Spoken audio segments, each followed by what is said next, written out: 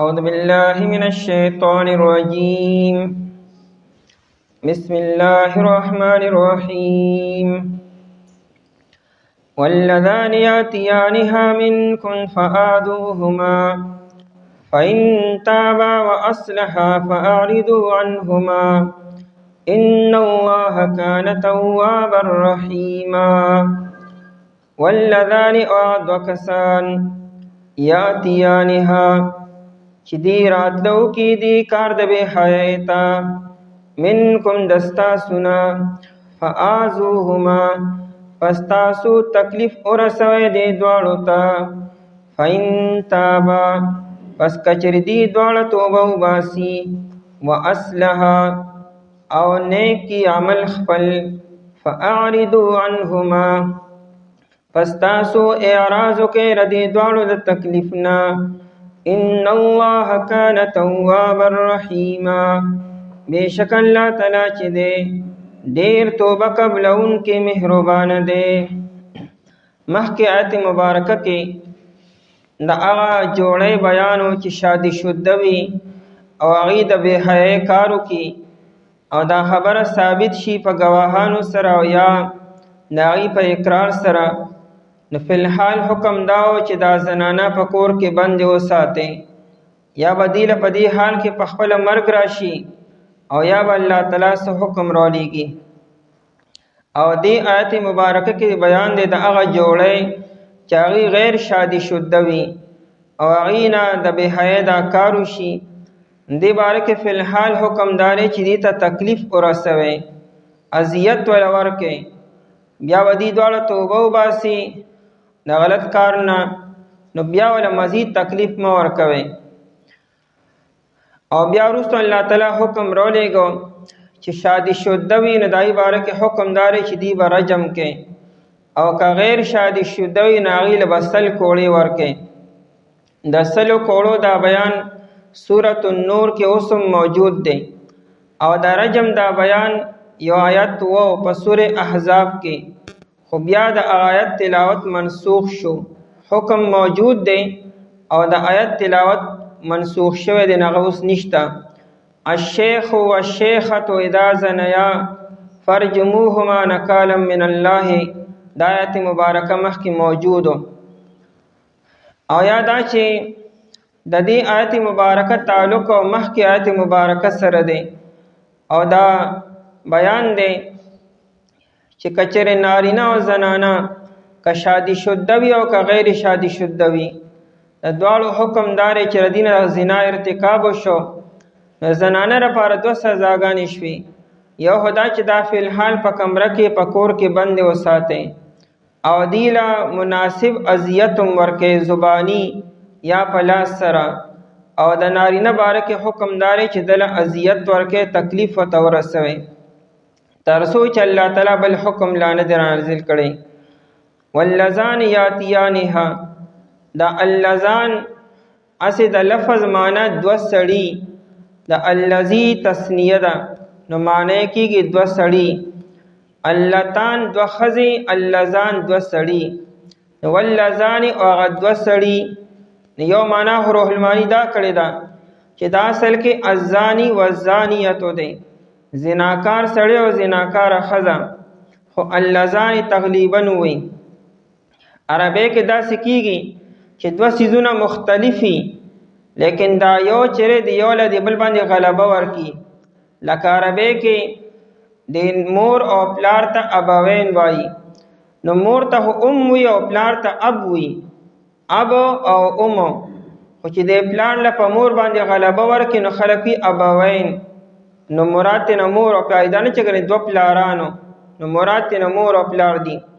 دارنګې قمرینو نو انور او سپوږمۍ نو سپوږمۍ ته قمر وي او انور ته شمسون وي. اوس قمر او شمس انور او سپوږمۍ ځان له څیزونه دي خو د یو ته په دې بل باندې غلبه ورکړي نو هغه په دې کې داخل شي ته یې قمرینو یعنې انور او سپوږمۍ یا ته یې شمسین نو انور او سپوږمۍ نو دا نه چې ګنې دوه نوره او یا دوه چې کوم سپوږمۍ دي. بیا واللذانې هغه دوه کسانو یعنی که سړی دی او که ښځه ده خو چې غیر شادي شده وي منکم دستاسونه او هغې د دې فعل ارتکاب وکړو نو حکم دار چې دې دواړو له تکلیف ورسوئ. یا خو دا چې دلته کې د غیر شادي شده جوړی بیان دی او مخکې د شادي شده جوړی بیانو، دواړو حکم راغی دلته کې. او یا دا چې مخکې او وروستو دواړو کې یو حکم بیانېږي، که شادي شده دي او که غیر شادي شده دي. خو د دې نه دا کار وشو نو فی الحال حکم داری چې زنانه په کور کې بند کړي او نارینه مه بندوئ. زنانه چې د کور کې بند کړه ډېر شر دې ختم کو، ځکه چې دې کور کې بند شي نو ډېر خبرې د دې لاسه ختمې شوې. دا خو چې کله بار ته روځي نو خامخا مسلې پیدا کېږي به، او نارینه به باري خو دله زباني او په لاس سره تکلیف ورکړي. او یا دا چې مخکې آیت مبارکه کې د زنانو بیان دی، که چېرې زنانه په خپلو کې د دې غلط فعل ارتکاب وکړي نای باره کې حکم دار چې دی بندې وساتئ. او دلته کې د نارینو بیان دی، که چېرې نارینه سره د غلط فعل ارتکاب وکړي چې هغې ته لواطت ویل کېږي نو د هغې حکم بیاني چې دی لم تکلیف ورسوئ فآذوهما، دې دواړو ته تکلیف ورسوئ، اذیت وله ورکئ. خو بیا د دې حکم په قرآن کې نه بیان شوی. که چېرې فرق د لواطت فعل ارتکاب وشو بیا د دې سزا څه ده نو هغه سزا بیا قرآن نه بیان کړي. د دې وجې نه صحابه کرام رضی الله تعالی عنهم بیا په هغې کې مختلف شوي دي چې دې له څه سزا ورکړو که چېرې دا خبره ثابت شي. بیا صحابه کرام رضی الله تعالی عنهم خپل اجتهادي فیصلې کړي دي. ابوبکر صدیق رضی الله تعالی عنہ، علی رضی الله تعالی عنہ او عبداللہ بن زبیر رضی الله تعالی عنہ د دې حضراتو قول داري چې دې قتل کړي. که چېرې دا کار دی بار کې دی د عادت جوړ شو د لواطت ده نو دې قتل کړي. وی ځکه چې دا فعل مخکې یو قوم کړی چې د لوط علیه السلام قوم دی او هغې له الله تعالی عبرتناکه سزا ورکړې وه. الله تعالی د هغې هغه ځمکه اوچته کړه، اسمان ته یې بوته، هلته نه یې الټه کړه او بیا بېر پاسه د کاڼو باران هم وکړو او لعنت هم په دې باندې وویلی شو. نو دې کې څوک بچ پاتې نه شو. نو دې حضراتو دا فتوا ورکړه چې دې بس قتل کړي. او همدا زمونږ د امام ابو حنیفه رحمت الله علیه قول هم دی، که چېرې فرق د عادت ګرځېدلي بار دا فعل کي او توبه نه وباسي بیا قتل کې خدا قتل سیاستن دی، یعنی دا د بادشاہ وقت او په ثواب دید باندې لکه په دې کې حکمت او مصلحت ګڼي چې دا شر به په دې سره ختم شي نو بیا د غزانی چېرې دا فاعل دی بیا قتل کوي. او دویمو د باره کې حکم داری چې یا دا چې دی غر ته وخېجوئ او د هلته نه رور غړوئ نو که ژوندی پاتې شو او که مړ شو. یو قول دام دی چې د دیوال ویښته ودروئ او دیوال پې د پاسه رو غورځوئ نو که مړ شو که ژوندی هېڅ خبر نه ده. څلورم قول داری چې اور ته یې واچوئ، دا قول د علی رضی الله تعالی عنه هم دی، هغوی دې اور ته وغورځوئ چې خبره ختمه شي. او ټول د دغې نه استدلال کي چې د لوط علیه السلام قوم سره الله تعالی دک عمل کړو، د کاڼو باران یې پې کړو، ځمکه پې الټه کړې وه.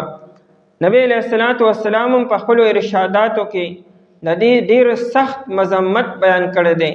ابو هريره رضی الله تعالی عنہ فرمایي چې نبی علیه السلام فرمایل لعن الله سبعة من خلقه، وی الله تعالی خپل مخلوق کې په 2 کسانو باندې لعنت ویل دی. نو بیا په دغه 2 کې یو چې دی او من فوق 7 سماواته دوم اسمان د پاسه الله تعالی په دغه 2 کسانو باندې لعنت ویل دی. او پای کې یو داسې دی چې باندې الله تعالی 3 پیری لعنت ویل دی. تن یو دی او لعنتونه په 3 پیری نبی علیہ السلام ویلي دي. او بیا نبی علیہ السلام فرمایل چې ملعون من عمل عمل قوم لوط او ملعون من عمل عمل قوم لوط او ملعون من عمل عمل قوم لوط. نو چا چې د قوم لوط والا عمل وکړو نو د باندې لعنت دی او د باندې لعنت دی او د باندې لعنت دی. 3 پیر نبی علیہ السلام فرمایل چې ملعون من عمل عمل قوم لوط. نو د لوط علیہ السلام قوم ولا عمل چې چا وکړو د باندې 3 پیر د الله تعالی لعنت دی وي. بل روایت کې هم د ابو هريره رضی الله تعالی عنہ دی، نبی علیہ الصلوۃ والسلام نه نقل کی چې 4 کسان داسې دي چې دی سبا کې د الله تعالی په غضب کې سبا کې د الله تعالی غضب په دی باندې وي او دی سبا پاسي، او دا رنګ چې دی ماښام کې د الله تعالی په غصې سره ماښام کې. او بیا نبی ابو هريره رضی الله عنه وی زه حیران شوم چې سار او ماښام د الله تعالی په غصه او په لعنت کې دی، مګي دا څوک دي؟ نو نبی علیہ السلام فرمایل المتشبهون من الرجال بالنساء، وی هغه سړي چې خپل ځان د زنانو په شانتي کی، خپل د زنانو مشابهت اختیار کی چې زره زنانو په شانتي شمه، دای په شان خبره، دای په شان لباس او دای په شان ګرځیدل او دای په شان سټایل جوړولو، کده ویختو یو کده بدن وی. المتشبهون من الرجال بالنساء، هغه نارینا چې دی زنانو په شان کیږي، وی په دی باندې الله تعالی سار او ماښام غضب او لعنت وی. او بیا نبی علیہ السلام فرمایل والمتشبهات من النساء بالرجال، او هغه زنانه چې د نارینو په شان کیږي، د نارینو حرکتونه شروع کی، د نارینو په شان لباس او نارینو په شان شکل و شباهت، د نارینو په شان ته ویختو، بس چې د نارینو سره کومې خبرې خاص دي هغه دی شروع کړي، نو په داسې زنانو باندې د الله تعالی غضب او لعنت سحر او ماښام وي. او بیا نبی علیہ السلام فرمایل والذي یأتی البهیمة، او هغه سړی چې هغه یو حیوان سره یو زناور سره بدفعلي وکړه، په دې سړي باندې د الله تعالی سحر او ماښام غضب او لعنت او غصه ده. او بیا دریم نبی علیہ السلام فرمایل والذي یأتی الرجال، او هغه سړی چې هغه نارینو سره بدفعلي کی، نو په دې سړي باندې سحر او ماښام د الله تعالی لعنت دی. ابن عباس رضی الله تعالی عنہ فرمایي چې نبی علیہ السلام فرمایل من وجدتموه یعمل عمل قوم لوط، چې تاسو داسې یو سړی ولیدو چې هغه د لوط علیه السلام د قوم ولا ناروا عمل کولو، نو فقتلوا الفاعل والمفعول به، تو دا فاعل او مفعول دا ارتکاب کون کې دا قتل کې، ان دا دواړه چې کوم دی نو قتل کې. دا الای کچر رضامندی ر دواړو وي، او که یو باندې زبردستی شوی دا اکراه او جبر شوی دی بیا دا قتل ناروا دی او د کار کون کې دی قتل کې. نو ولذان یاتیانها، هغه 2 کسانو چای راتلو کې د بے حیا د کار ته، منکم دستاسونا، نو منکم یو دستاسونا یعنی بالغ وي، نو فآذوهما، پس تاسو ایذا ورسوي دی دواړو ته، تکلیف ورسوي دی دواړو ته. ایذا هغه تکلیف ته وي چې درد پکې وي، چې انسان دردمند شي خو چې اډو کې مات نشي، او د انسان داسې گزار ورنه کې چې هغه پرې شي او لاندې اډو کې ښکاره شي، داسې گزار به ورکې چې هغه سرمن و سره کټ نشي، او دا رنګې لاس او خپې و سره ماتم نشي، نو هغه ته ایذا ویل کېږي. نو ایذا ورته ورسېد لیکن دونه سخته نه چې هغې سره یا دی هلاک شو، او یا دا د اډو کې مات شو، او یا دا چې سرمن کټ شو او اډو کې ښکاره شو. فآذوهما، پس داسو دواړو ته تکلیف ورسوئ. الای کچې دواړو په رضامندۍ دا کار کړی دی، او که یو سر زبردستی شوی ده او جبر شوی دی بیا خو دی مجبوره دی، دغه مجبوره انسان له بیا تکلیف نه ورکوئ، دغه ظالم له به تکلیف ورکوئ. او ابن عباس رضی الله تعالی عنہ به د آذوهما تفسیر داسې کولو، ان سو کې په جبه ورته تکلیف ورسوئ، په جبه ولا پیغور ورکې، سخت خبرې ورته وکې. امام قتاده صاحب او امام عطا ابن ابي رباح دا غین تفسیر کړی دی، په خوله به ورته څه وایي، ته به ورته ووایي چې اما خفت الله، الکه تر الله نه نه یریږي چې تا دا کار کو، ورته به ووایي چې اما استحییت من الله حیث زنیت، تا چې دا بې حیا دا کار کو ته د الله نه حیا نه کولی چې الله تعالی خو ما ویني، الله تعالی په علم کې مزو. او یا دا چې نور ورته ووایي چې اے بے حیا انسانا، اے بے شرما، ته شرمیږم نه دا کار کې داسې، په جبه ورته پیغور ورکې، تعیر ورته ورکې، سختې خبرې ورته وکې. او دارنګې په لاس سره او په چپل او په پیزار سره ته مناسب دغه خپل خدمت یو کې برابرو په ازار سره او یا په لاس سره. فآذوهما پس تاسو تکلیف ورسوئ دې دواړو ته. نو کچره فرض کا دا آیت او مخکې آیت یو شي او دواړو کې نارینه او زنانه یادي، نو بیا د زنانه سزاګانې دوه شي او د نارینه یو شوه. د زنانه سزا یو دا چې دا بند کې مخکې راځي فامسکوهن کمرو کې بند کې، او دویمه سزا فآذوهما تکلیف رسول شي ورته، او د نارینه هغه بیا یو سزا شوه. فإن تابا پس کچر دا دواړه توبه وباسي، کچر دی توبه وباسله د بېحیا دې کار نه، نو دا توبه به دې څنګه وباسي؟ یعنې د سزا نه بعد د دې عمل سمو بیا دا شان کار نه دی کړی، دا نه چې ګنې د ګناه سره دې توبه وباسي. کچر خبره ثابت شو د قاضي مخې ته او د خلیفه مخې ته، بیا خو ګره توبه نه قبلیږي، بیا خو به د الله حکم جاری کیږي به. کله چې یو حد د قاضي مخې ته ثابت شو بیا قاضي نشي معاف کولی، بیا هېڅوک هم نشي معاف کولی. د مخزوم قبیلې یو زنانه وه، د هغې نوم فاطمه و، هغې غلا وکړه او دا غلا ثابت شوه او نبی علیه الصلاة والسلام مخې ته خبره ثابت شوه.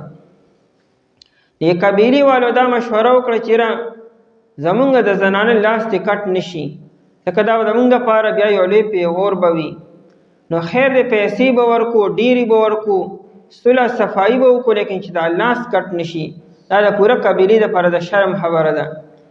او دی خو دی چې دا نبی علیه السلام دا خبره به څوک کي؟ نو دی اسامه رضی الله تعالی عنه سره خبره وکړه.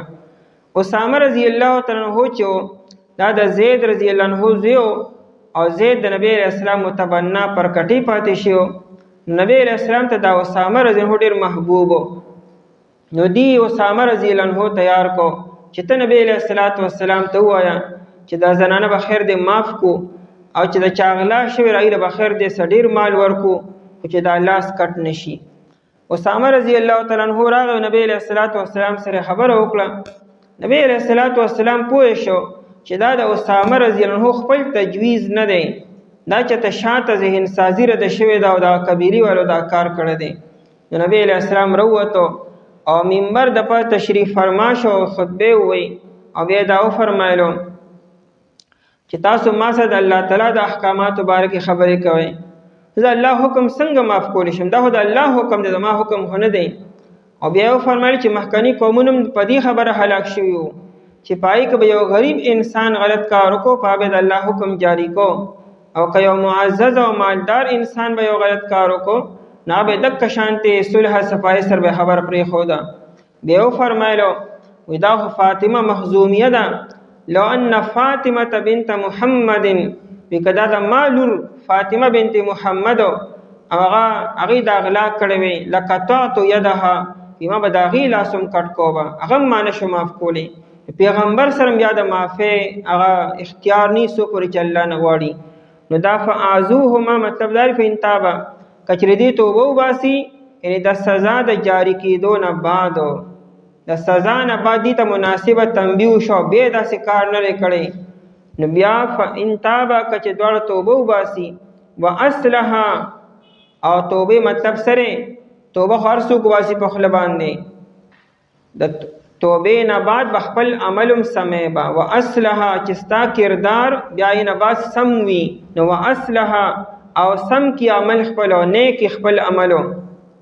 نو بیا فاعرضوا عنهما پس تاسو اعراض وکئ، مخ واړوئ عنهما ای عن اذاهما د دې دواړو د تکلیف رسولو نه.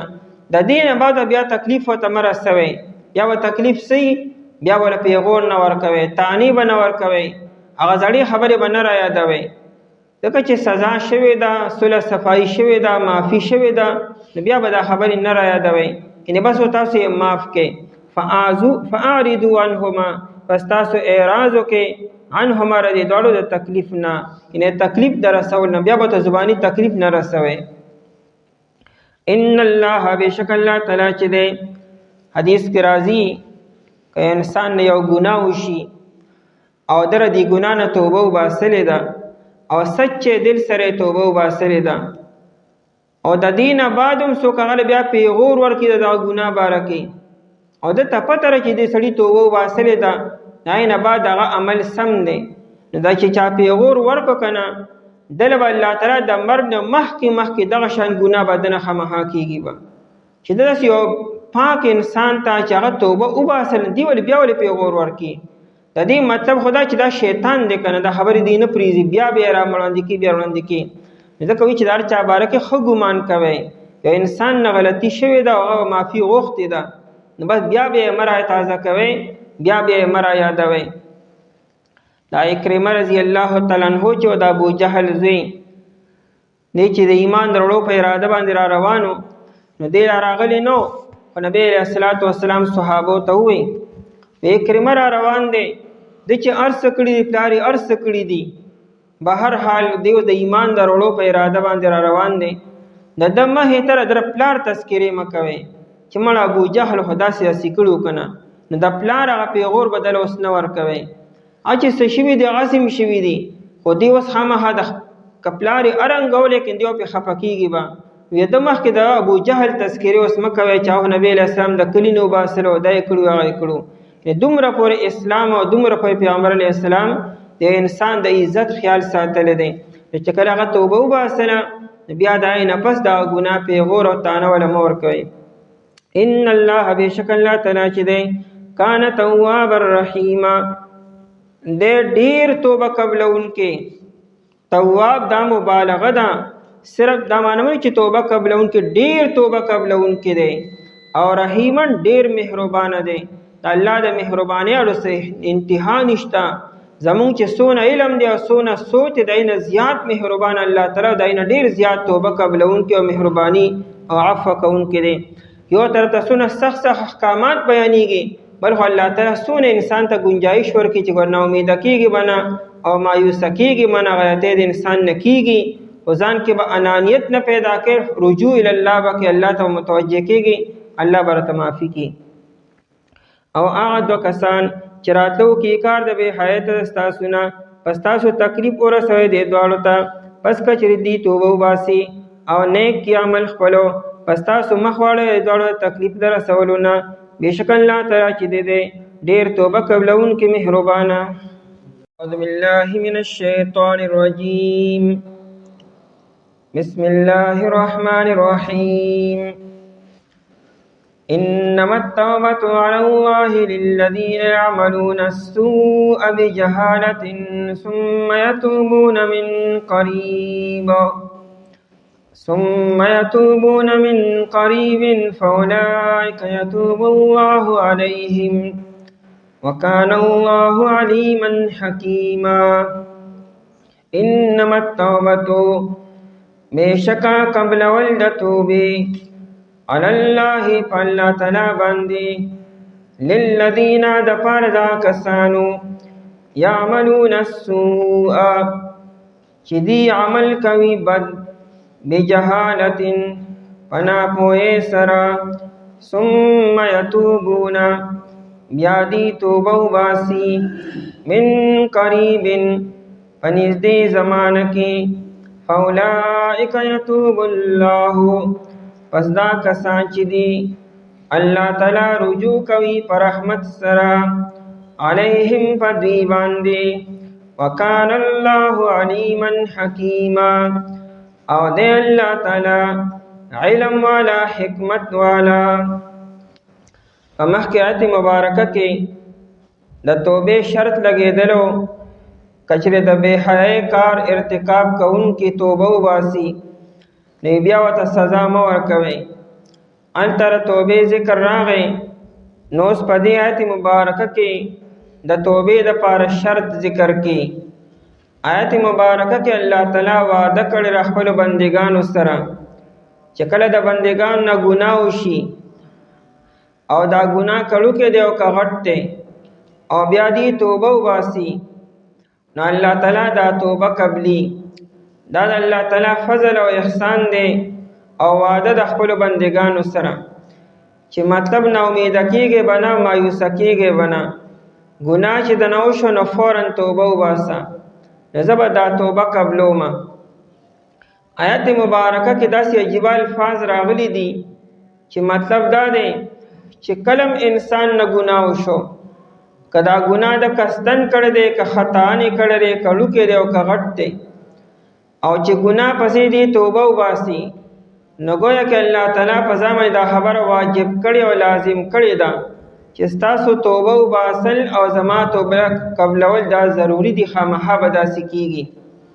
اصلیت کې چې کله شیطان مردود شو او دې د اسمان نه راتلو، نو د الله تعالی مخې ته دا عرض وکړو چې الله ماله مهلت راکړې تر قیامته پورې.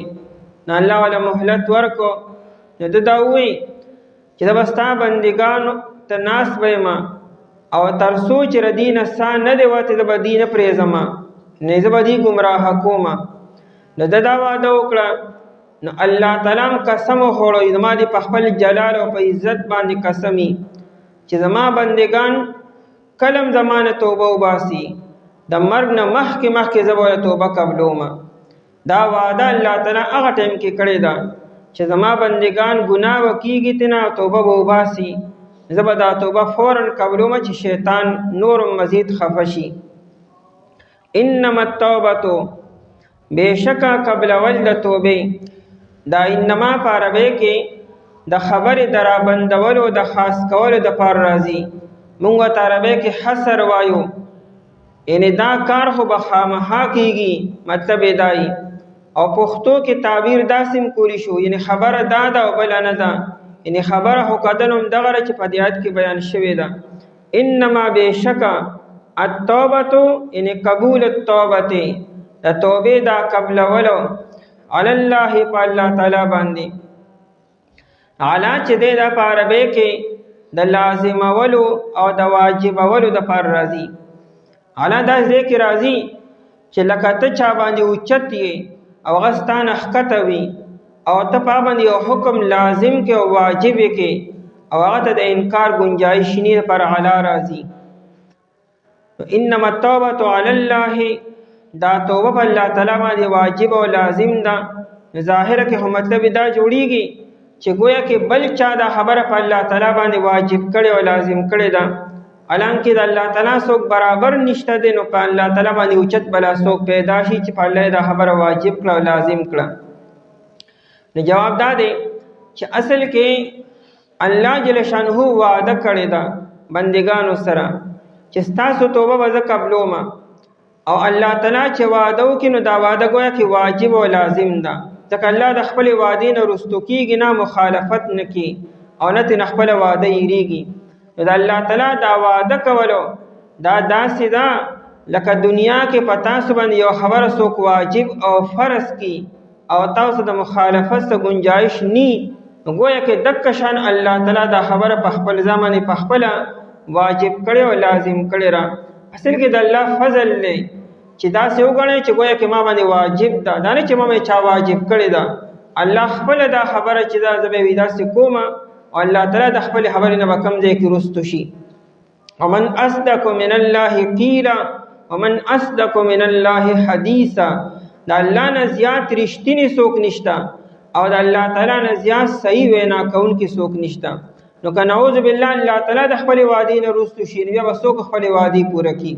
نو انما التوبة علی الله، بېشکه قبلول د توبې په الله تعالی باندې د الله وعده ده.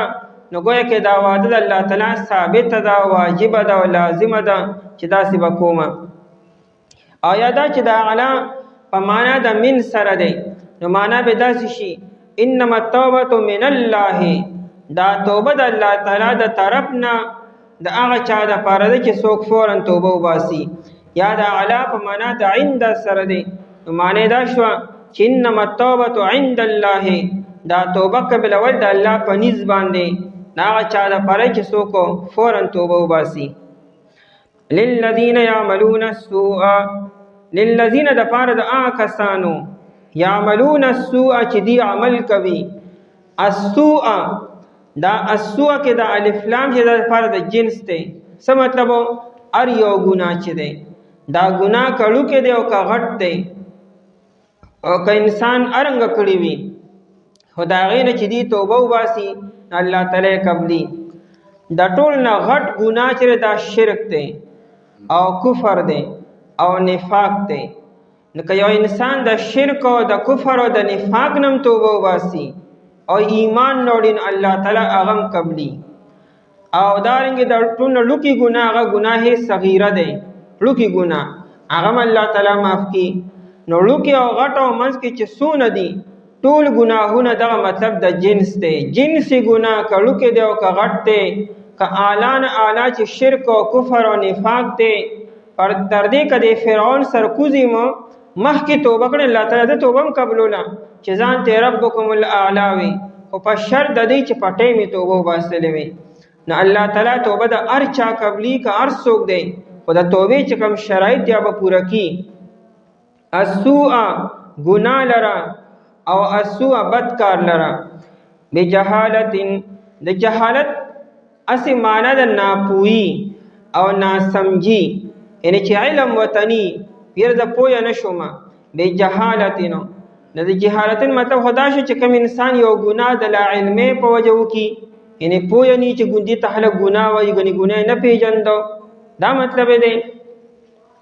نو دا مطلب نه لري اصل لفظي معنی هو دک کدا، یعنی دا نه چې انسان ګناه نه پیژندو ګناه یو کو. हमारा خدا را چې ګناه به هر حال ګناه دی، ته که یو سیز پیژنې او که نه پیژنې، دا نه چې ته ګناه پیژنې وکړې نو به ګناهي ګڼې. بس مؤمن مسلمان چې نامې ګناه وکړو، که ده ته مخکې نه علم و او که نه و، دا جهالت ګورې د الله تعالی په نس قبول نه دی. د مؤمن مسلمان دا ذمه داري ده چې دی به ګناهونه هم پیژني او نیکۍ به هم پیژني، هر څه به معلوم کړي. کمې خبرې نه دي په کار اینه به ځان ساتي، او کمی خبری پکار دی بکی با. دی بالکل داسې مثال دی، یو انسان گاڑی روڈ ته وخیجو او دته ډرایوینګ نه ورځي او دنه حادثه وشوه، نو دی به دا نه وایي چې رجې زه نه پوهېدم ماله چل نه راتو. نو دا نه پوهېدل دا ځان له غټ جرم دی. ته ګاډي روډ ته راخیجو تا ته لا پته هم نشته دونه غټ کار کوي. نو دا حادثه او دا جهالت دا قبول نه دنیا کې هم نه قبلېږي، نو الله پرې به څنګه قبول شي؟ یو گناه کبیره کې د احکم الحاکمین ذات نافرمانی کې ته ماته پته نه و، تا ته چا ولې پته نه کوله؟ نو تا معلومات کول کنه. نو د جهالتین اصل لفظي معنی خو ناپوهي او ناسمجي ده. قرآن کریم چونکې ډېر د ادب الفاظ استعمال کړو، د مؤمن دا شان نه دی چې دی به قصدن ګناه وکړي، ځکه بې جهالتین وي. یعنی مؤمن که ګناه کوي نو دی به اکثر د ناپوهۍ د وجې نه کوي. مؤمن به څنګه د ګناه اراده وکړي او څنګه به د ګناه پلانینګ وکړي او څنګه به د ګناه ارتکاب وکړي، دا څنګه مؤمن دی. نو د مؤمن چونکې شان دا دی چې دنه به خطا کیږي، د به اراده ر ګناه نه کړي او ګناه به ترې نه وشي.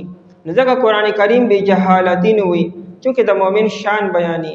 باقي د جهالتین نه مراد هر یو ګناه دی، که انسان اراده د ګناه کړي وي، که قصد یې کړي وي، که پلانینګ یې کړي وي، که ناپوهۍ سره شوي او که پوهېدو سره شوي وي او که د غفلت د وجې نه شوي وي. قرآن کریم د یوسف علیه السلام درونو چې کومه خطا ذکر کړې ده او بیا چې کله د یوسف علیه السلام سره میلو شو، یوسف علیه السلام ورته وفرمیل هل علمتم ما فعلتم بیوسف واخیه اذ انتم جاهلون.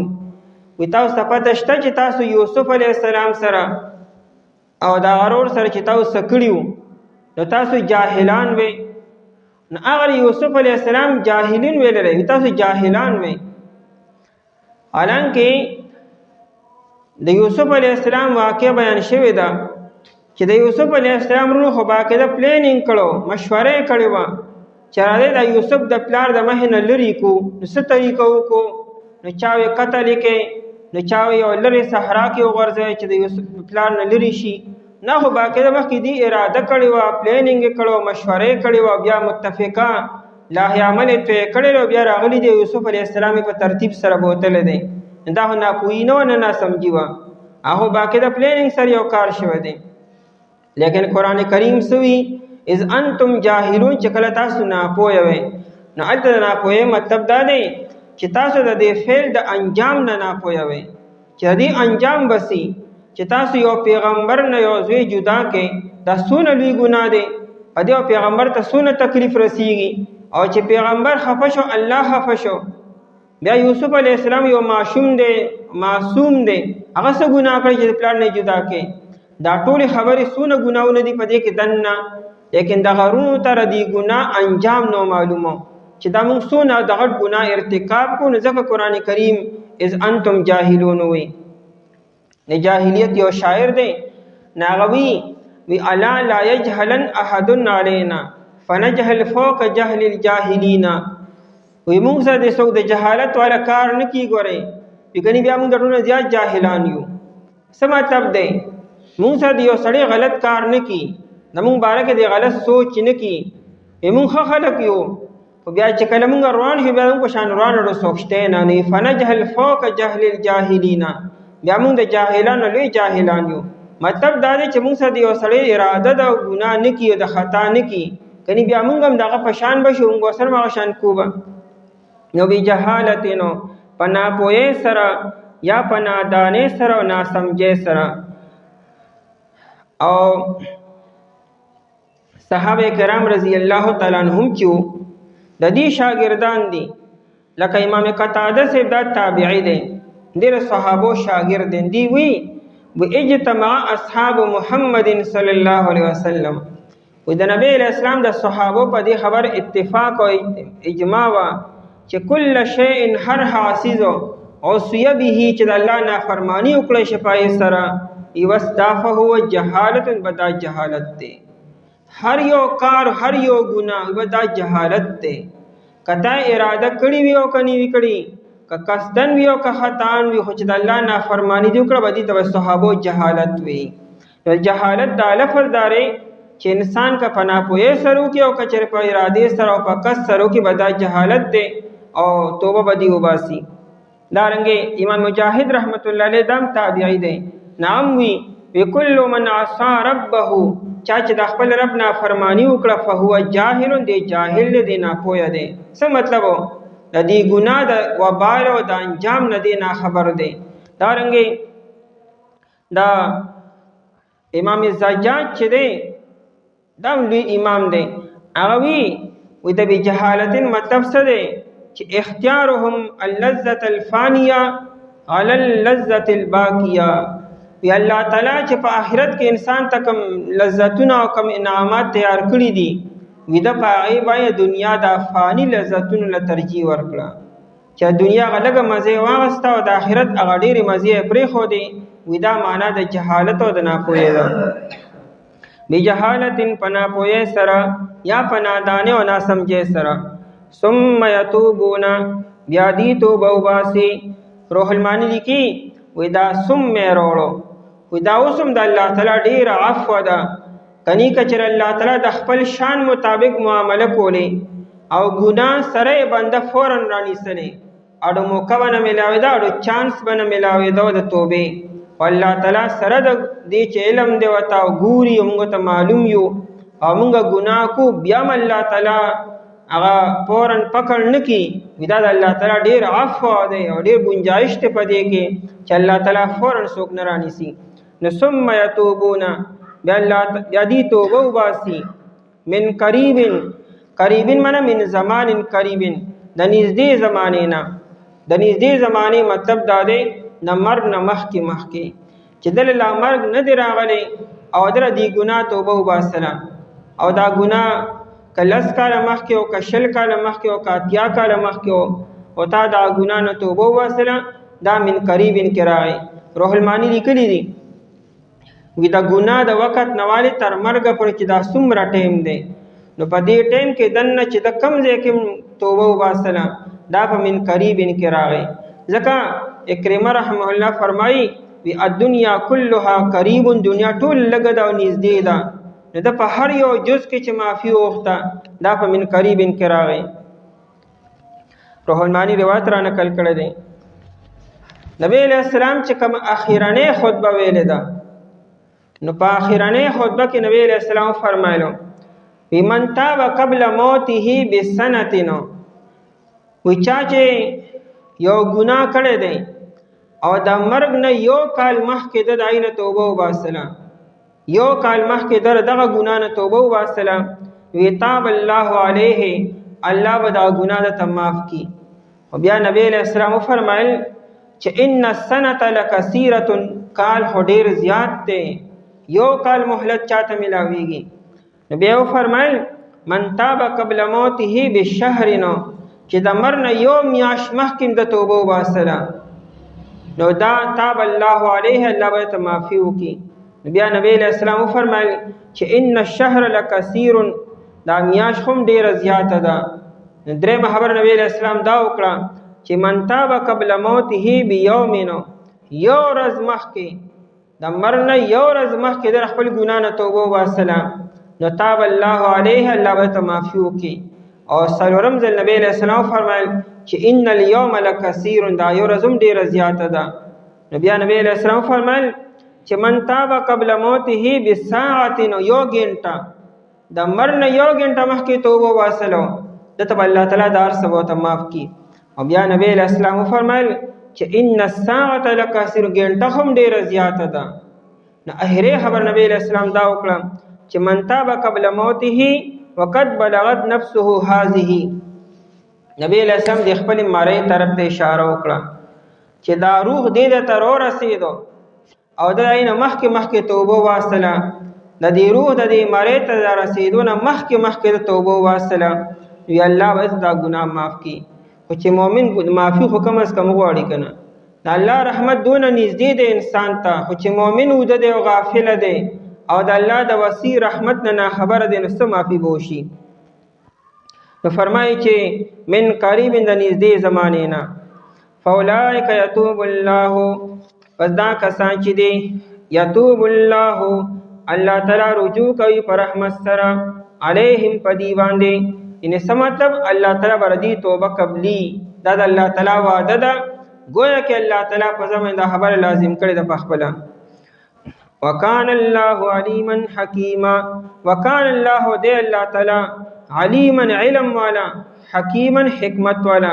دی ولی وی علیما یعنی الله تعالی ته د خلکو را توبې خپتره چې څوک دا توبه صرف په خوله باندې وباسي او د چا دا توبه د زړه نه ده، صدق دل نه ده، په اخلاص سره ده، او کنه دا صرف وقتی طور توبه ده او آینده کې بیا هم د کولو اراده ده. ځکه الله تعالی ته خو د انسان د ظاهر او د باطن دواړو پته ده. یو دنیا کې یو انسان به ته په جړا او فریاد سره مطمئن کې، لیکن الله تعالی ته ستا د باطن پته ده. نو دا توبه وګوره انسان د زړه نه وباسي. روح المانی وی فیعلم باخلاص من یتوب، الله تعالی د هغه انسان په اخلاص باندې پوهیږي چې کوم انسان توبه وباسي. ځکه توبې لپاره شرط دا دی چې د زړه نه به توبه وباسي، دا ګناه فی الحال پرېږدي به آینده به ستا د نه کولو اراده وي، په دغه شته ګناه به ستا ندامت او پښیماني به وي، او گویا کې کلکه عزم به ستا چې آینده کې به بالکل نه کومه. نو دا د توبې دپاره شرایط دي. دا نه چې بیا به نه کوې، که ستا نه بیا وشو نو بیا شان توبه وباسي. ګناه خو د انسان نه به کېږي او بار بار به کېږي، خو چې په هره پیره توبه وباسي نو خو د زړه نه به وباسي به. ځکه خو حدیث کې نبی علیہ السلام فرمایي ما اذنب من استغفر من الذنب ولو عاد الیه 100 مرة، که یو انسان 100 پیرې یو ګناه وکړو او په هره پیره دې د زړه نه توبه وباسي نو دا وروستنۍ توبه دا ګناه نه دی، دا صحیح توبه ده. یعنې ته چې کله هم توبه وباسي خو د زړه نه به وباسي، به دغه توبه گویا کې توبه ده. ها که ستا نه بیا وشو نو بیا به هغه شان توبه وباسي، که بیا وشو نو بیا هغه شان توبه وباسه. حکیما حکمت والا دی، حکمت والا دی. یو انسان په خوله باندې توبه وباسي او د زړه نه نه او یا الله د ما توبه ده، خو ته گویا کې کیل کې نه الله تعالی حکیم دی، تا رانیسي نه فورا. کنی تر چا مخې داسې وکړه چې هغه ته دغه نافرماني م کوه، دغه مخې ته وایي د ما توبه او د ما توبه وي، ښه ته ما سره کیل کې مذاق کې ما سره، الله تعالی ته ستا د زړه پته را بیا هم ته دغه شان خبرې کوې. الله دې ځکه نه رانیسي چې الله حکیم دی، مهلت درکړي او مکافات درکړي. بېشکه قبلول د توبې په الله تعالی باندې د پاره دا کسانو چې دی عمل کوي بد په ناپوهۍ سره بیا دې توبه وباسي د نږدې زمانې نه، پس دا کسان چې دي الله رجوع کوي په رحمت سره په دې باندې، او دی الله تعالی علم والا او حکمت والا. اعوذ بالله من الشیطان الرجیم، بسم الله الرحمن الرحیم. وليست التوبة للذين يعملون السيئات حتى إذا حضر أحدهم الموت قال إني تبت الآن ولا الذين يموتون وهم كفار أولئك أعتدنا لهم عذابا أليما. وليست التوبة او نشته ده قبل دل د توبې للذین دپاره دا کسانو یعملون السیئات چې دی کوي ګناهونه حتی تر دې پورې اذا حضر کله چې نږدې شي احدهم الموت یو د دې ته مرګ قال دی وایي انی تبت الآن یقینا زو توبه باسم اوس وللذین یموتون او ندها کسانو چې هغوی مري وهم کفار په داسې حال کې چې دی کافران وي اولئک دا کسان چې دي اعتدنا لهم مونږه تیار کړی د دې دپاره عذابا علیما عذاب دردناک. په آیت مبارکه کې بیان دی چې د دو قسمه خلکو توبه الله تعالی نه قبلی. مخکې آیت مبارکه کې بیانو چې الله تعالی وعده کړی را چې زه به توبه قبلوم د ګناهګارو خلکو. اور دې مطلب دا نه چې د هر چا به قبلی، هغې لپاره هم څه شرایط دي. دوه قسمه خلک داسې دي چې د هغې توبه الله تعالی نه قبلی. یو هغه کافر دی چې هغه ټول عمر په کفر کې تیر کو او تر دې چې دا خاتمه په کفر باندې وشوه او بالکل د مرګ په ټیم کې چې د عذاب فرشتي یا ملک الموت راغی او د ملک الموت او د عذاب فرشتي ولیدي او دې دا ټیم وي چې زه ایمان نوړم توبه وباسم، نو دا ایمان او دا توبه ردن را قبول. دا خو د عذاب ټیم شروع شو، آخرت مراحل شروع شو. اوس به دې توبه څنګه وباسي او دا الله تعالی به دا توبه څنګه قبوله کړي. دویم هغه ګناهګار انسان دی چې ټول عمر یې ګناهونه کول او توبه یې نه وباسله او تر دې چې د مرګ ټیم راغی، ملک الموت راغی او روح رایستل شروع شو او دې دا ټیم وي چې زه ګناهونه توبه وباسم، دغه ګناهونو دا توبه م الله تعالی نه قبلي. مخکې آیت مبارکه کې چې بیانو چې الله تعالی د ګناهګار انسان توبه قبلي، نو مطلب دا دی چې د مرګ او ملک الموت د راتلو نه مخکې چې دې د ګناه نه توبه وباسي، دغه ګناه به الله تعالی درته معاف کړي. خو چې کله مرګ راغی، اسباب د مرګ شروع شو او دې توبه وباسي، نو دا توبه نه ده قبوله، داسې توبه الله تعالی نه قبلي. او د اسباب د مرګ نه مخکې که انسان هر قسم ګناهګار دی او هر قسم ګناهونه کړي دي، تر دې چې کافر او مشرک او منافق مو د اسباب د مرګ نه مخکې کوي ایمان نه وړم توبه وباسم، نو دغه توبه او دغه ایمان دواړه قبول دي. آیت کې یو قسم ترغیب هم دی چې که توبه وباسئ نو فوراً وباسئ، د مرګ هېڅ پته لګي نه. لکه انسان سره د سبا علم نشته چې مرګ به څه ټیم راځي، انسان سره صرف او صرف حال دی. په دې حال کې ته توبه وباسه او یا ایمان نه وړه، په دې تمه مه اوسه چې سبا به شي او سبا به شي او سبا به شي.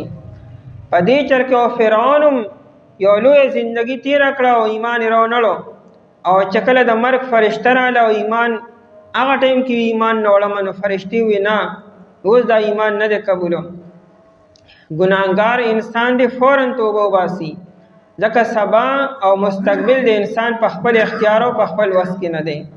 شیطان انسان له دوکه ورکړي، زه توبه وباسي، لا ځواني بوډاوالي لا نشته، ویښته لا تور دي سپین نه دي، وبکي خیر دی نه. توبه فوراً وباسه، مرګ نه په بوډاوالي دی او نه په سپینه ګیره باندې دی او نه په مرض باندې دی، مرګ هر ټیم راتلی شي.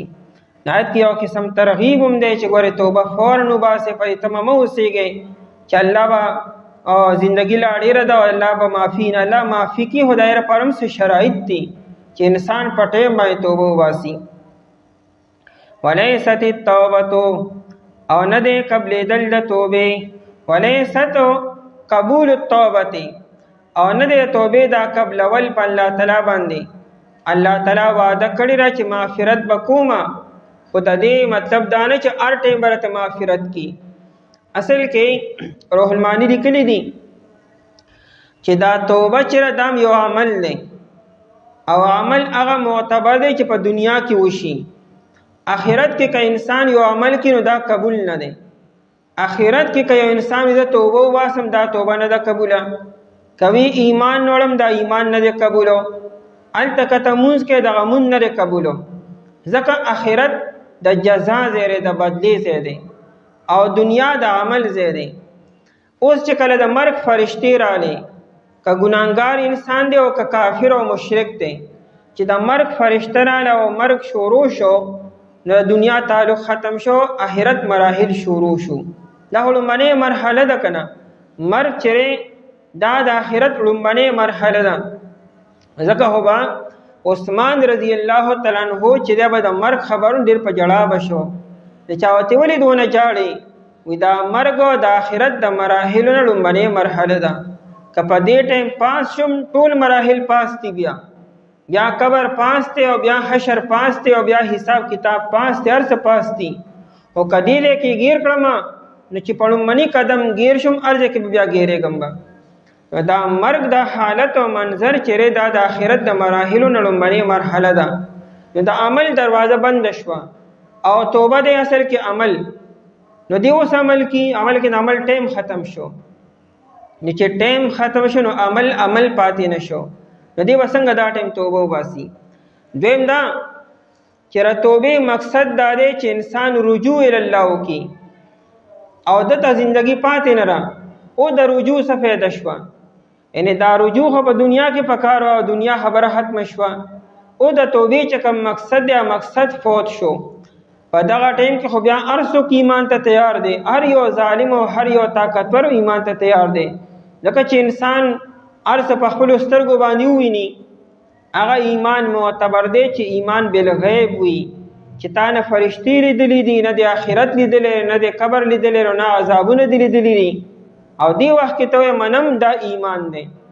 او چې ته په خپلو سترګو باندې مرګ فرشته ووینې او هغه مناظر ووینې نو دا خو ته ایمان بالغیب نشو، دا ایمان بالمشاهده شو. دا خو ته په خپلو سترګو باندې وینې ایمان نوړې. ایمان تعریف دا نه نو ایمان خدا لري چې په پیغمبر به اعتماد کوي چې دا ټولې خبرې رښتینې دي چې کوم ماته نه ښکاري. د آخرت دا مراحل نه په عقل کې راځي، نه په علم کې، نه په سمجھ کې. خو لیکن دا چې پیغمبر علیه السلام ویلي زموږ په ایمان دی، موږ په یقین کو. قبر کې مړي ته عذاب کیږي نو کم دی، مړي خو موږ ته ښکاري او د عذاب څه نشته دی. هغه بس اوده پروت دی، هغه نه خوځي، نه حرکت کی، نه تکلیف محسوسي. لیکن چونکې پیغمبر علیه السلام خبر ورکړی دی چې دا مړی یا په عذاب کې دی یا په راحت کې دی، موږ د پیغمبر په خبره باندې منو. په ظاهر کې هغه نه په مزو کې، په خوشحالو کې او نه په عذابونو او تکلیفونو کې دی. اوس پیغمبر علیه السلام ویلي چې جنت هم شته او جهنم هم شته. اوس که یو سړي دا کم ځای کړي عقل خدا خبرې نه مني چې جنت دونه لوی دی جهنم دونه کم ځای کې دی لکه. لیکن پیغمبر علیه السلام ویلي دي بس دا موږ پای باندې ایمان دی چې دا هر څه شته دی. نو دا رنګې ایمان مطلب دا دی چې ته به په خپل عقل او په خپل سمجھ او په خپل علم باندې به اعتماد نه کوې، په پیغمبر به اعتماد کوې. و دا سړی چې کله ایمان نوړي او مرګ فرشتې راغلې دی خو په پیغمبر باندې اعتماد ونه کړو، خو په خپلو سترګو باندې اعتماد وکړو چې دغه فرشتې ولې به څوک مني. ولیست التوبة او نشته دی قبلېدل د توبې، یعنې په الله تعالی باندې د توبه قبلول نشته دی. د چا دپاره؟ للذین دپاره دا کسانو یعملون السیئات چې دی عمل کوي د ګناهونو.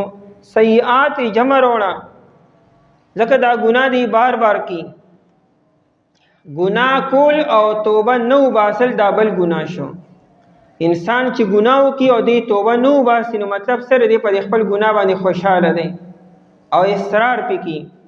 نو دا ګناه نه کول، دا توبه نه وباسل دا بل ګناه دی. او بیا مزید تاخیر کو دا ځان له ګناه دی. نو بار بار دی ګناه کی. ځکه سیئات جمع روړه دا په دې توبه کې تاخیر کولو دا ځان له مستقل ګناه دی ولې تاخیر کې فورا توبه نه باسي نه سیئات جمع وروړه ځکه دی دا ګناهونه بار بار کی او ډیری کی نو ځکه یعملون السیئات چې دی عملونه کوي السیئات د ګناهونو دی ګناه ته سیئات وي ساء یسوء هغه سیز ته وي چې انسان په شرمیږي چې انسان داینه حیا کی نو دی ګناه ته سیئات ولې وي یو مؤمن انسان به د ګناه نه حیا بکی شرم بکی دی بول خال نه ورزي دا کار خو د مناسب نه دی ځکه سیئات ګناه ته سیئات کوي حتی اذا حضر تر دې چې کله نږدې شي حضر حاضر شو نږدې شو احدهم یو د دیتا دا چې کم خلق دا ګناونه کی او مسلسل لګیا دی الموت مرګ چې کله مرګ ته نږدې شو یا خدا چې د مرګ مراحل شروع شو یا دا چې د مرګ اسباب رالو د فرشتي راتللو د ملک الموت نږدې راتللو د لیدل په خپل سترګو دا د مرګ آثار او اسباب متقدمات شروع شو بیا چې کله فرشتہ د انسان نه دا روح روباسي د کټې ګوتې نه را شروع شي نو به دا د مرګ آثار او مقدمات دي و دې په دغه ټیم کې دوست توبه وباسمه دا ما د ګناهونو نه توبه وې داسې توبه الله تعالی نه قبلي ځکه دله دا دونه زندگی الله تعالی ورکړې وه د فورا توبه ولې نه وباسله دې وخت کې به دې توبه وباسي نو داسې توبه الله تعالی نه قبلي نو دا خو د ګناهګار مؤمن بیان شو دویم دیوسوی قال انی تبت الآن قال دی وای بېشکه د توبه وباسم اوس وی دې وخت کې توبه وباسمه دا لکه دا دونه زندګي ته کم ځای وی چې تا توبه نه وباسله نن دې ټایم ته تا ولې دا توبه مؤخر کوله انی تبت الآن بېشکه د توبه وباسم اوس نو مطلب دا نه چې ګنې الله تعالی د دې انسان ته به معافي به نه کي خبر دا شروع ده چې مخکې آیت کې د مغفرت وعده وه چې الله وایي زه به دې ته مغفرت کوم نو دغه وعده مغفرت چې ده په خپل ځای باندې را لیکن داسې انسان په دا وعده مغفرت کې داخل نه دی که دا ګناهګار مؤمن دی باقي دی جهرت ته لاړو نو که الله تعالی دته هسې شفاعت ورته کي بهنه ورته کي نو کولی شي هغه څه منافي خبره نه ده یعنې دا نه چې ګنې ده د معافي اوس بالکل به نه کېږي هغه د الله تعالی مرضي ده او مشیت دی چې وغواړي معافي به ورته وکړي چې وغواړي نو څوک به ورله بهانه کړي او ورته سفارش به ورله وکړي دلته خبره دا شروع ده چې کوم مخکې آیت کې وعده مغفرت دی هغه وعده کې دا سړی داخل نه دی انی تبت الآن بېشکه زه توبه وباسم اوس نو دا دونه وخت تاسو کوله اوس ته توبه وباسي وللذین یموتون وهم کفار او نه کسان یعنی الله تعالی توبه نه قبلي دا کسانو یموتون چې دی مري وهم کفار په داسې حال کې چې دی کافران وي په کفر باندې خاتمه کیږي او دی اوس وي زه ایمان نه وړم لکه فرعون شو فرعون او د فرعون قوم ټول عمر په سرکشۍ کې په بغاوت کې په ګناهونو کې لګیاو د موسی علیه السلام بار بار خبرداری ورکول او تنبیحات ورکول د الله له طرف نه دا مختلف عذابونه راتل دا هر یو تنبیه وه خو لیکن د توبه نه وباسره ایمان یې نه راوړو اوس چې کله د عذاب فرشته راله او د په خپلو سترګو باندې ولیده نو دی وی آمنتو زه ایمان نه وړم په هغه ذات باندې چې بني اسرائیل په باندې ایمان نه وړی نو ورته ویل چې الآن وقد عصیت ته اوس ایمان نه وړې تر اوسه پورې خو ته ګناهګار وې نافرماني دې کوله اوس ایمان نه وړې تر اوسه پورې کوم خاطلې وې نو د هغه د ایمان د ټیم کې قبول هم نشو معتبر هم نشو لیکن د مرګ فرشته چې لانی راغلی نو اگر چې یو سړی بوډا شو اگر چې یو سړی بیمار شو اگر چې یو سړی د زندګۍ نه مایوس هم شو خو لا مرګ فرشته نه راغلی او دې دغه ټیم کې کلمو دا ایمان معتبر دی د نبی علیہ الصلوۃ والسلام تر د ابو طالب سیبو ټول عمر د نبی علیہ الصلوۃ والسلام مدد کړي ملګرتیا کړي دا د کافرانو نه بچ کړي دي دا اخیرانی وخت شو خو لا د مرګ فرشته لا نه راغلی خبرې کولې شوې نبی علیہ الصلوۃ والسلام چې خبر شنو راغی نا ابو جهل او عبد الله بن امیہ او نور کافران ناستو نبی علیہ الصلوۃ والسلام پوښې دو اخیرانی وخت دی ناوتی اے عمی اے زما کاکاجی قل لا اله الا الله،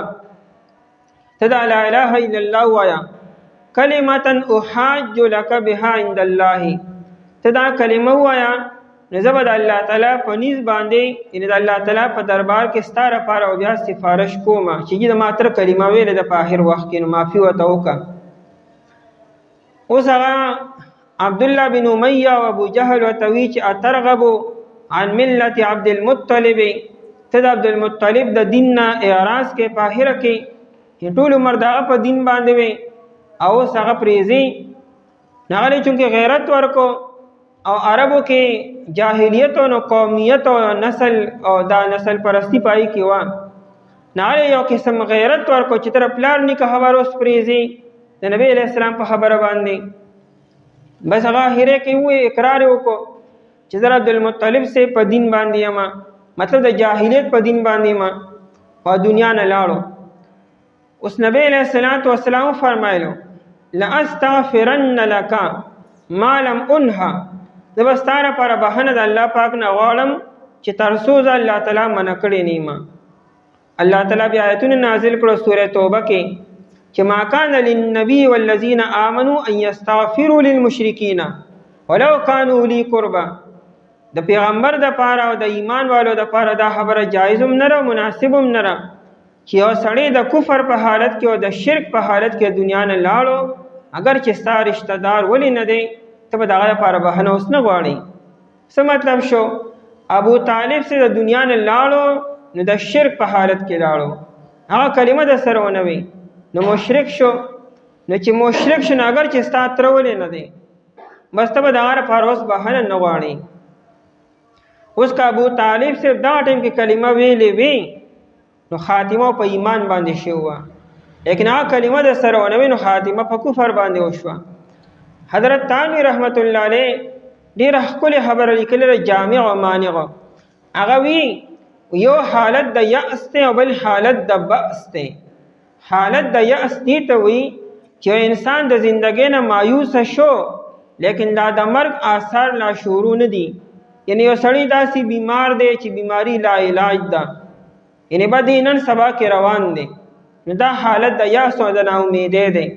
یو سړی دونه بوډا شو چې بالکل خبر هم نشي کولی، دم حالت د یأس دی، لیکن د مرګ آثار او مقدمات لا نه دي شروع او د کلمه وی که کافر دی او یا ګناهګار دی نو توبه وباسل دا توبه او دا ایمان قبول دی. او کچره فرض کوي انسان د مرګ آثار شروع شو فرشتہ رااله او دی بس ساتي نو وباسي او دغه ټیم کې دی عزت توبه وباسم یا دی دا ټیم کې زو ایمان وړم دا ایمان او دا توبه دا معتبرم نه او دا قبولم نه ده. اولئک اعتدنا لهم، دا کسان چې دی اعتدنا تیار کړی مونږه لهم د دې لپاره عذابا علیم عذاب درناکو. اولئک کې اشاره دی کافرانو طرف ته ده، وهم کفار دا د کفر په حالت کې چې دنیا نه لاړو دې کسانو د لپاره مونږ دردناک عذاب تیار کړی دی. الله تعالی د فضل ته او د رحمت ته سړی حیران شي. آیت کې د ګناهګار مؤمنانو او د کافرانو بیان دی چې ګناهګار مؤمن دنیا نه لاړو د مر پټیم کې توبه باسي دا توبه قبول نه ده، او کافران د کفر په وخت کې د مر پټیم کې ایمان نوړي دا ایمان معتبر نه دی. قرآن کریم اولئک کې اشاره صرف د کافرانو ته وکړه او د ګناهګار مؤمنانو خاموشي اختیار کړه. د کافرانو لپاره الله تعالی دردناک عذاب تیار کړی دی، باقی مؤمنان دي بس هغه بیا د الله تعالی مرضی ده، دی وخت کې ته معافي نه کی او بیا الله تعالی چې آخرت کې غواړي معافي به وته وکي. اعتدنا لهم عذابا الیما، تیار کړی موږ د دې لپاره عذاب دردناک علیم دردناک درد ورکون کې عذاب توي. امام غزالی رحمه الله د توبه درې قسمونه لیکلي دي. درې قسم خلق ته، یو هغه قسم خلق دی چاوي ګناونه بالکل نه کی، ګناه د سره کین توبه بسو باسي. دا صفت د انبیاء کرام علیهم السلام او د فرشتو دی. د فرشتو نم ګناه بالکل نه کیږي او انبیاء کرام علیهم السلام چونکه معصوم دي اینم ګناه نه کیږي. او یو هغه ذات ته چې هغه نه ګناه مسلسل کیږي او مداومت پې کی او توبه ډوباسي نه رجوع ډوکي نه دا شیطان دی. شیطان ګناه کی لګیا دی او توبه بالکل نه وباسي. او دریم قسم هغه خلق دی چې نه ګناه کیږي خو ورپسې توبه وباسي، ګناهونه ترې کیږي او بیا توبه وباسي. دا صفت د مؤمنانو دی، د ګناهګارو خلکو دی. اوس هر انسان د خپل ځان وایي چې په کم کیټګرۍ کې راځم، آیا ګناهونه به کوم او توبه به نه وباسم؟ نو شیطانانو کې را نشي، د شیطان په درجه کې را نشي. ګورئ شیطان ولا کار شروع نه کی. باقی دار چې انسان نه به ګناه کیږي به خو دې به فوراً توبه وباسي. نبی علیہ السلام فرمایي التائب حبیب الله، توبه ایستونکی د الله دوست دی چې دې توبه وباسي. او بل حدیث کې راځي انما التوبه الندم، توبه ستوي ندامت او پښیمانتیا ته وي چې ستانه کوم ګناه شر په دې وته نادم وي د زړه نه. د ګناه شرایطو کې دادي او توبه شرایطو کې چې فلحال با ګناه پرېږدي با چې کوم ګناه کې لګیایي فلحال به دینه کناره کشیو کې اینه به جداوالی اختیار کې چې کم کار شوی ری په دې به ندامت اختیار کې د زړه نه. آینده کې بستا عزم مصمم وي چې بالکل به نه کومه، دا مری به مې کټ شي لیکن دا ګناه به چرم بیا نه کوم، اراده به هم نه کومه. نو دا توبه الله تعالی تا ته وکړي. او چې کم تلافي شوي ده، کم کارونه ستانه شوي دي، کم ګناه ده نه شوی دی، که د هغې تلافي ممکن نو کې به څنګه لکه ستانه منځونه پاتې شوي دي، نو توبه خو ستا قبوله شوه خو قضا به را شروع کړي، قضا به را ګرځئ. روجې دنه پاتې شوي دي، قضا به یې رونیسي. دارنګې نور ګناهونه ستانه شوي دي، معافي به د هغې نه وغواړي چې چا نه معافي کول ممکن وي، دغه تلافي به ته وکړې. آینده به عزم کوي چې نه به کومه، الله به راته معافي کړي. او نشته ری قبلول د توبې په الله تعالی باندې د پاره دا کسانو چې دی عمل کوي د ګناهونو تر دې چې حاضر شي دي ته مرګ وایي دي بېشکه توبه وباسم اوس، او نه دا کسانو چې دی مري په داسې حال کې چې دی کافران وي. دا کسان چې دی تیار کړی مونږ دي د پاره عذاب دردناک.